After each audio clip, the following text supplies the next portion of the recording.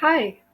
So, in the previous video, I told you more about coming back home and the way it looked like when I just from day to day gave up, s- quit my job. Although, when I was coming back home, I wasn't sure that, that I wasn't coming back to work. So, um, I would say with family pressure. I quit the job. Um, so what I was planning to do at first, I was planning to pretend to be sick. I got sick and just couldn't work, and I planned to work out the place of living. So in today's video, I'm gonna keep on talking about lunatics and it's gonna be a few videos about various types of madness and various types of fears and how they that all was growing bigger and bigger. And by the way, I don't know if you can hear what I can hear, but that's the fan from the restaurants right behind my window. And since I got back to living with my mom, um, then I live with the fan too. Okay. So I'm gonna read you the motion to the court that was filed because it regards the previous video and it's somebody else's perspective. It's my mother's perspective on what happened in quite a few places. She was just lying. So it says that on the 23rd of um, sorry, I didn't get the deadline right. But she quit a job in Holland and went back to Poland due to the feeling of being stalked by mafia. She was running away late at night in dramatic conditions, packed in plastic bags and sacks. She felt intimidated and followed. She was convinced there were spying devices in her things and in other people's things. And that was why she destroyed things of high value, such as phones and laptops. Due to her delusional conviction of being stalked, she could be hostile towards family and unknown people. When defending herself, she can be verbally aggressive. She takes photos of unknown men in order of gaining the proof she's stalked. This behavior can prove various reactions from those who are being photographed. The criticism of my daughter is disordered. She's convinced she's healthy. She didn't take off her contact lenses and her eye um, and got eyes inflammation. For the family request, she agreed to have a consultation with a psychiatrist in a hospital in Krakow. The psychiatrist didn't conduct the interview with the family, and the daughter didn't reveal what was the doctor's opinion. According to her, the doctor said her story about being stalked by mafia was plausible. She withdrew from any social contacts. She has less emotions and lack of empathy. She doesn't want to see the family either. She's looking for a job in a foreign country, so there is a risk she would leave again with no diagnosis and treatment. Once she's in a foreign country, she doesn't keep in touch with any of her family members. Due to the feeling of being stalked, she changed her emails, phone numbers, work, and flats. She doesn't use social media, and I want to be able to say where she is. From her last employer, I learned that my daughter acted at work in a weird way, and due to the language barrier, I didn't manage to learn more. My daughter's sibling helped her to handle all obligations in Holland, breaking the contract at work from day to day, phones and subscriptions, tax settlements. She's unable to function on her own without starting a treatment. for which she doesn't want to agree. I'm not sure if her actual state of her health is the result of mental disease or genetics, porphyria, or neurological one, brain tumor. I'm sure without the treatment, her life is endangered. Well,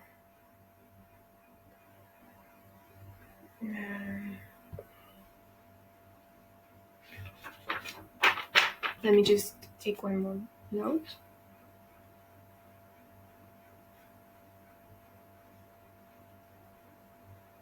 Um, okay, so it says that I was running away in dramatic conditions. Well, you know what?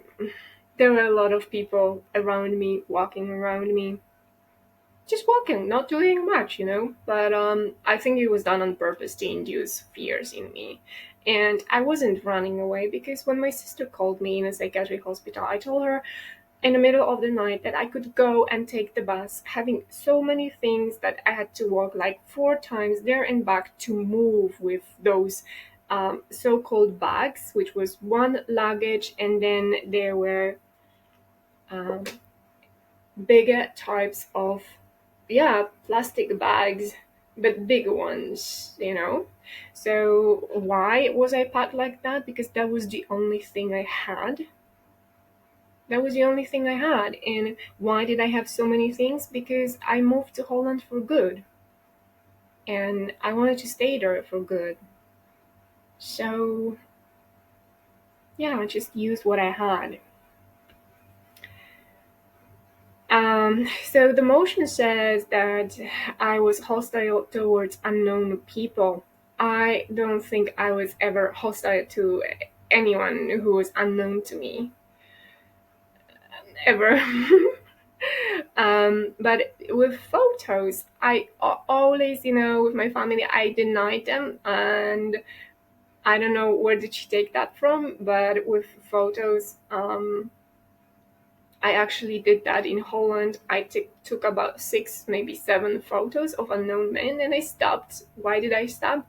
Because finally, someone made such an impression on their face. They made such a face to me that I was like, oh dear, I think I have done a mistake. Probably that person doesn't walk behind me. So that was pretty much it. 6 or 7 photos, no more.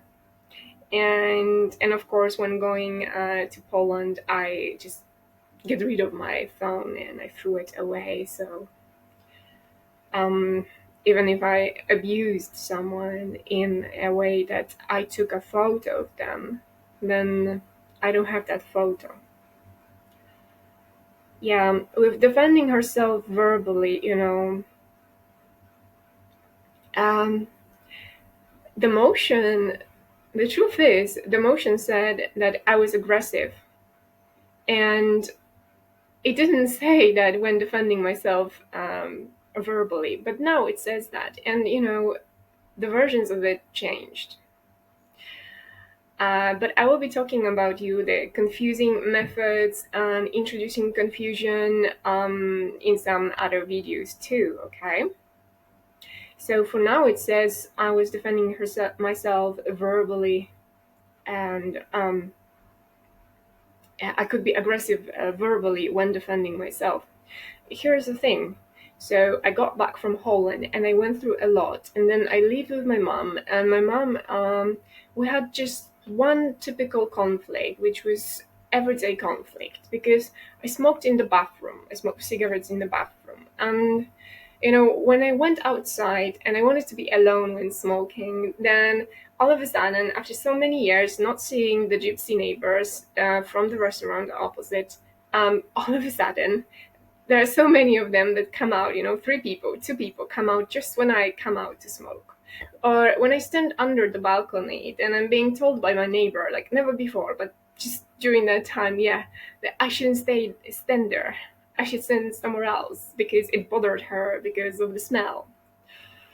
Okay, so, my observation is that the girls who work in a bar opposite, not opposite, but behind the wall of my room, when they come out to smoke, they actually stand under the balcony and they are not told to move away, whereas I was told repeatedly. So, when going outside was difficult with smoking, I prefer to be alone when smoking, so I smoke in the bathroom, and then my mother would come back home and she would yell at me terribly, like, she would enter the room and she didn't want to leave until, with the pace, with the raised voice, and with a lot of the word kurva, kurva, kurva, kurva, that I don't respect the walls, kurva, I don't respect somebody else's job. I mean, um, so yeah, and when I had this repeatedly, I answered her twice. So it happened every day. I answered her twice until today. She's gonna go and say, and so you weren't you aggressive? Well, I think that aggression was induced in me on purpose, and that reaction was, conditioned by daily, daily, daily impetus over nothing. Because a year later, I got back living with her, and she started to smoke in the bathroom. So I never used the word kurva because she smoked in the bathroom, or I never yelled at her because she smoked in the bathroom. Um, And during that time, she also accused me of, taking 500 zloty from my father's birthday, from that he got from the sister I had really difficult relations with. So because of this daily yell, and because of the accusation of the money that was missing, it's not like I haven't done that when I was a teenager. I haven't done some things, unfortunately, even at work. But I can name all these things, and I can admit all these things. And I told her, when I took, and these are the situations when I took. I didn't take this money. And then when I got back to living with her a year later, when dad was killed, I could hear that, I was fucked up because I wanted to go to the village and take his clothes with me and burn his clothes. Or I learned that I had a shit in my brain, and basically very, very frequently she would use, this raised voice and the words like shut your mouth, shut your mouth, shut your mouth, but in Polish it would be a word mordę, zamknij mordę, mordę, and the word kurwa, a whore, which is used in Polish both ways, like a lady with lower morale, and is a pause, is an expression of anger, right? So when I got back to living with her, yeah, they were still screaming bad word, shut your mouth. And I was accused of taking pasta that my father bought. I asked her, where should I take it and what should I do with it? What? And she told me that she thought I took it to my friend. And she accused me of taking knives from the kitchen. And she accused me of taking the money from her bag, which I have never done to anyone. Never opened anyone's bag ever. So during that time, when I was just during that entire year when I got back to living with my mom, I was putting all these pieces together, from all stories, from hypnosis, from seeing how it works, how words work on us, and how raised voice works on us, and seeing on other examples in my family, in my extended family, how they were conditioned with moving away, step back, step back, step back, just by raised voice. When you're a little child, you don't know how to protect yourself from it. And then I started to notice the pattern, and also the pattern in which um, I was the one who wasn't expressive and expressing herself, and I was the one who wasn't even, doing as much as reporting on my sister when she did some harm to me. So I wasn't even protecting myself. Um, and therefore, as I was, putting all that story together and seeing all those patterns, I started to express myself more in an. And then, yeah, I yelled at her 3 times at least. Yeah, sure thing. And in emotion, and when talking to the lawyer, it was all coming back to the word aggressive. He told me that the closure in a psychiatric hospital is only when you actually threaten other people in the streets or you threaten yourself. Yeah. Um, so therefore, I believe this coming and giving you the impetus of raised voice and the word kurva kurva and yelling, I believe it's done to inducing somebody's aggression, because as I am really a calm person and that was very consistent over the years in my life, and I reacted. Finally, I reacted, and now I try to react and adjust the register and the voice to somebody else. Although a lot of spiritual leaders and people say that actually it's not worth it. Um, yeah,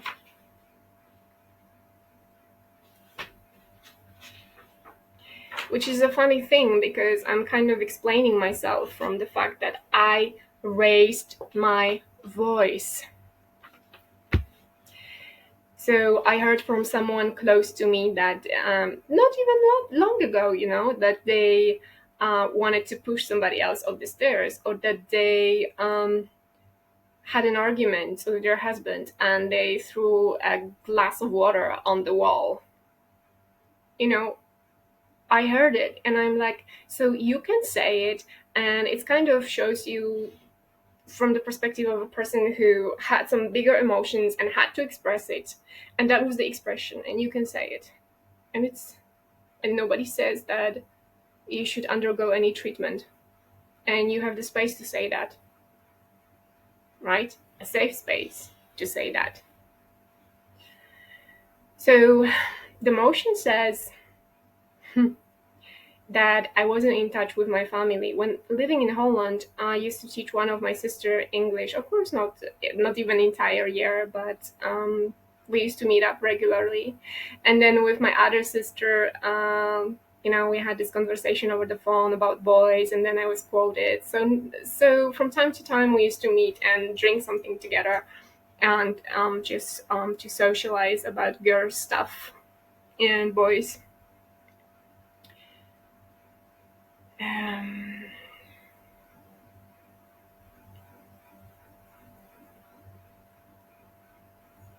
and then the motion says that um, my mother called my employee and she learned that I acted in a weird way at work.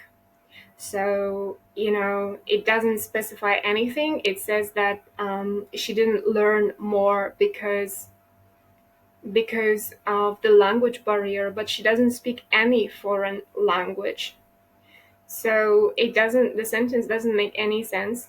And if you tell somebody that somebody acted in a weird way, please give examples, because we can't just call some observation, some behavior weird, but we need to specify which behavior, because for each one of us, it's going to be a different thing. It's up to our perception. So to make a statement like that, I think you would have to gather a few more examples than just one, right? And you have to be able to say, what do you mean by weird? Um, because it's not fair to say, I've learned she acted in a weird way and I didn't learn more because of language barrier, when actually you don't speak even one foreign language. I don't find this logical. I don't find this fair. And that word also comes back into other opinions. Weird, weird. For me, it's not really professional. So my mother wrote that I was stalked by mafia, and the psychiatrist said that my story about being stalked by mafia was possible. Well, If anything, the psychiatrist said that the story with the hacked phone was possible, but that was a psychiatrist in Germany. And the psychiatrist in Krakow just saw me for 15 minutes or half an hour, and that was it. And according to her, my um, intimate details from a patient's life make her look for suspicion in other people. Right. My mother also said in the motion that I broke the contract from day to day. So as I was saying, I was coming back because I didn't have a place to live. But in my mind, I had this idea that maybe I would make it work from Poland when having an access to internet and having the roof over my head, finding the accommodation and coming back after the sick leave, for example. So with breaking the contract, here is just yet another story when actually some sick leave was probably sent, but nobody was clear with me. Nobody informed me how was the contract broken, and I think it's just not fair. During that time, just as I mentioned, for me, seeing a psychiatrist was a shame. So, so sending such a sick leave, which was state that I had to see a psychiatrist, was a shame for me. And basically, I would like to be treated as an adult and be informed what has been done. Because I was a 32 years old woman, and well, there's gonna be more. There's gonna be more. Um, and what can I say? Um, if you're curious how madness is being induced, can be induced in other people, I don't think it was induced in me, but some of my behaviors later will be like for you, oh, that's interesting. But you will see slowly how this story was proceeding, growing. So if you're curious about the story, if you're curious about symbolism, if you're curious about gypsy magic, if you're curious about how we are conditioned with language from the early years, if you're curious about the way the system works and how people act in front of you, just act intentionally, how they want you to do bad things. If you're curious about gypsy people, and if you're curious about Jewish people, then I think this book is for you, and you can drop me a line that you want to get it at lkinga788 at gmail.com. You will find my email address in the description of this film, on my website, and on my Instagram. And if you want to buy my course, Amelia, well, it's a course about actually the very same things, about abuse, about psychological abuse, about language, about symbolism, about intertextuality, about mind control, about mind games, manipulation. So if you're curious about that, then click the link below. Until this Friday, my course is only for €6, and on Saturday it will be $8.